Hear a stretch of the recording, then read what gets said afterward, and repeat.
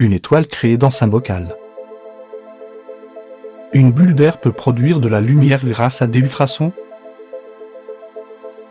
Que sont les étoiles, des réacteurs nucléaires ou des boules de plasma? Pour les partisans de la Terre plane, c'est du plasma. Aussi le Soleil et la Lune. Des scientifiques ont réussi à créer une étoile dans un bocal. Ici un plasma toroïdal.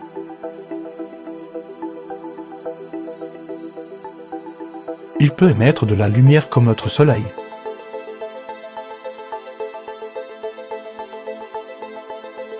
Regardez ce phénomène avec notre Soleil.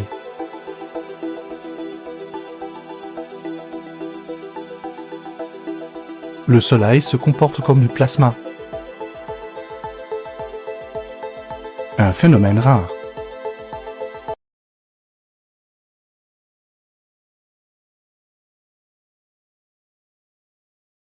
Cela fait penser à un champignon atomique. Le plasma est un gaz électrisé ou comprimé ou activé par des sons.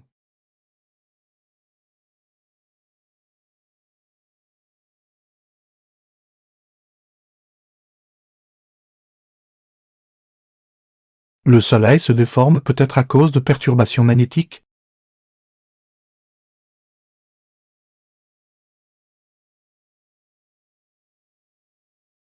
De toute évidence, le Soleil est local.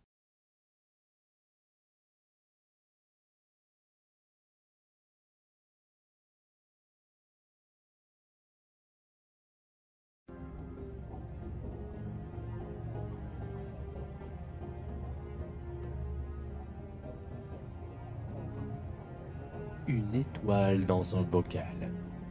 Voici comment les scientifiques surnomment ce phénomène. Il s'agit de la sonoluminescence. Le fait d'induire l'apparition de photons à l'aide d'ondes sonores. Une petite bulle qui produit des pulsions lumineuses lorsque percutée par des ondes mécaniques. Dans l'obscurité la plus complète, l'apparition de cette petite lumière questionne bien des chercheurs. C'est ce phénomène que notre équipe tentera de reproduire dans le cadre de ce cours.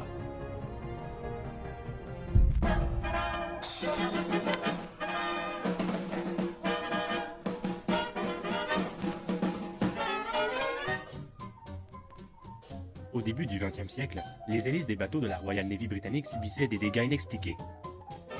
En 1917, on demande l'aide du physicien Lord Rayleigh pour comprendre l'origine du problème. Après quelques mois de recherche, il découvre un phénomène remarquable. Les hélices de bateaux, à cause de leur mouvement rapide, provoquent l'apparition de bulles. De plus, ce mouvement rapide provoque l'apparition d'ondes mécaniques à haute fréquence. Les bulles bombardées par ces ondes adoptent alors un comportement tout particulier. Elles se mettent à changer de taille rapidement, dégageant du même coup beaucoup de chaleur accompagnée de lumière. C'était alors la première fois que l'on observait de la sonoluminescence, et le problème des hélices était résolu. Plus tard, en 1980, Philippe Guettant et Lawrence Crum sont les premiers à produire une bulle sonoluminescente unique. Mais étaient-ils réellement les premiers? Aussi étrange que cela puisse paraître, un animal arrivait à faire de la sonoluminescence bien avant ces chercheurs, depuis des millions d'années. Cet animal est une crevette dotée de pinces extrêmement puissantes. Si puissante que lorsqu'elle se referme, la différence de pression qu'elle crée provoque l'apparition de bulles, qui subitement s'effondrent, atteignant du même coup la température du soleil.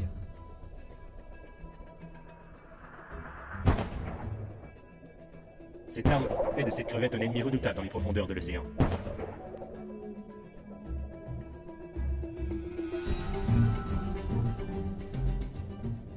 La sonoluminescence est un phénomène très étonnant. Elle permet d'atteindre des températures extrêmement élevées. Certains chercheurs ont longtemps pensé qu'il s'y produisait de la fusion nucléaire. On retrouvait en effet des neutrons dans l'eau, signe qu'il y aurait eu une fusion. Mais faire de la fusion dans un bocal d'eau, était-ce réellement possible? Pendant quelques années, la communauté scientifique y a cru. Jusqu'au jour où l'on découvrit que les neutrons venaient en fait de la fusion du Soleil. Des restes de réactions nucléaires qui s'étaient ramassés en infime quantité dans l'eau. Si ce n'était pas de la fusion, que se passait-il réellement dans la bulle? Même aujourd'hui, aucun scientifique arrive à expliquer le phénomène de façon précise. Donc sonoluminescence, sono qui signifie le son, et luminescence, la production de lumière. On parle donc de produire de la lumière avec du son. Le plus fantastique, je dirais, ce qui, d'un point de vue scientifique, demeure le plus intéressant, sans contredit, la sonoluminescence d'une bulle unique. Donc, lorsqu'on arrive à emprisonner une bulle, une seule, au centre d'un bocal, et ce de manière contrôlée, pour réussir à l'observer sur une durée relativement longue, alors on tient véritablement un filon d'or. Pour cela, rien de très compliqué, on insère une bulle manuellement, à la pipette littéralement, au centre d'un ballon de verre rempli d'eau, dans lequel se trouve une onde ultrasonore stationnaire. On a ici un endroit, au centre du bocal, où la pression est symétrique en toutes directions. Si on arrive, et alors là c'est tout un défi, si on arrive à placer une bulle près de cet endroit, la pression environnante empêche la bulle de remonter à la surface, et à ce moment, on a réussi. La bulle est emprisonnée.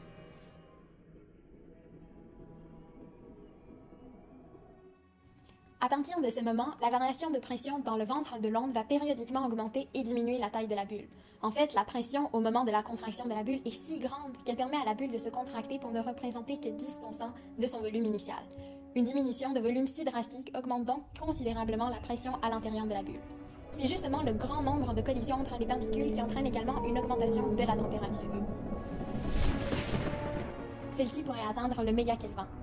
Et c'est au fil des contractions et des dilatations de la bulle qu'on observe une impulsion lumineuse d'une durée d'à peine quelques nanosecondes. Bah oui, le problème avec la sonoluminescence, en fait, et même aujourd'hui c'est encore un problème, est que c'est un phénomène encore incompris. Nous ne savons pas exactement d'où vient cette lumière, et encore moins l'énergie thermique énorme produite à l'intérieur de la bulle.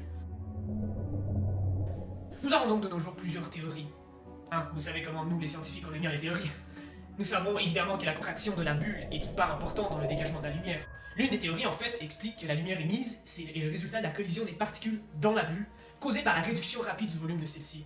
Cette réduction va créer une pression beaucoup plus grande et va entamer des collisions qui, avec une énergie suffisamment grande, peut créer de la lumière.